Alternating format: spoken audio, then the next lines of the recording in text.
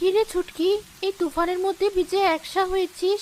তোকে না বললাম আকাশ খারাপ দেখলে স্কুল থেকে তাড়াতাড়ি ফিরবি, জ্বর বাঁধাবি তো। মা, বকা দিও না। আগে একটা শুকনো কাপড় দাও। আমার জন্য না, এর জন্য। কার জন্য? তোর ব্যাগের নিচে ওটা কি নড়ছে? মা দেখো, বেচারা খুব ভয় পেয়েছি।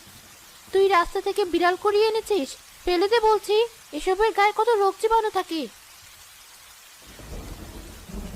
না মা, ফেলবো না। তুমি জানো না ও কত অসহায়।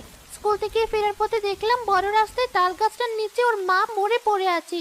গাড়ি চাপা দিয়েছে মনে হয়, রক্তে মাখামাখি। আর এই বাচ্চাটা মরা মায়ের বুকের কাছে মুখ ঘুরছিল আর কাঁদছিল। আমার খুব কষ্ট হলো মা। তুই একাই আনলি? কেউ তো ধরছিল না, সবাই লাথি দিচ্ছিল। ও এতিম মা। আমার যদি মা না থাকতো আমিও তো এতিম হতাম। তখন কি আমাকে কেউ ফেলে দিত? ছি মা, অমন অলক্ষণে কথা বলতে নেই। দে ওকে আমার কোলে দে। সৃষ্টিকর্তা এতিমের মায়া বড় বেশি দেন মা। যার কেউ নেই তার সৃষ্টিকর্তা আছেন। তুমি রাগ করনি মা? অবলা জীবকে আশ্রয় দিলে সোয়াব হয়। রান্নাঘর থেকে বাটি করে একটু গরম দুধ নিয়ে আসি আমি। আর তুই তোর শরীর মোচ। ও কিন্তু আজ থেকে আমার কাছেই থাকবে। ওর নাম রাখলাম মিনি। আচ্ছা বাবা, এখন যা, কাপড়টা পাল্টা।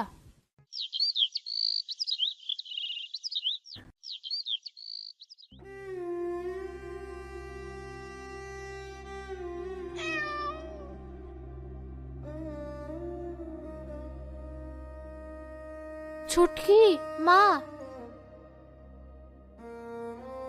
মা, আমি এখানে। মিনিও তোমার পায়ের কাছে বসে আছে।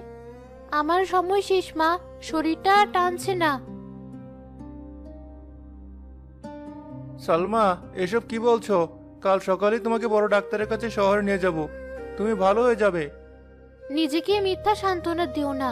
আমি টের পাচ্ছি মৃত্যু আমার খুব কাছে। শুধু একটা কথা রাখো। বলো কি কথা?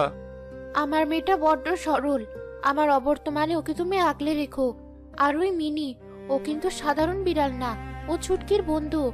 ওকে কখনো বাড়ি থেকে বের করে দিও না। ও ছুটকিকে খুব ভালোবাসে। মা, তুমি কোথাও যাবে না। মিনিও তোমাকে যেতে দেবে না।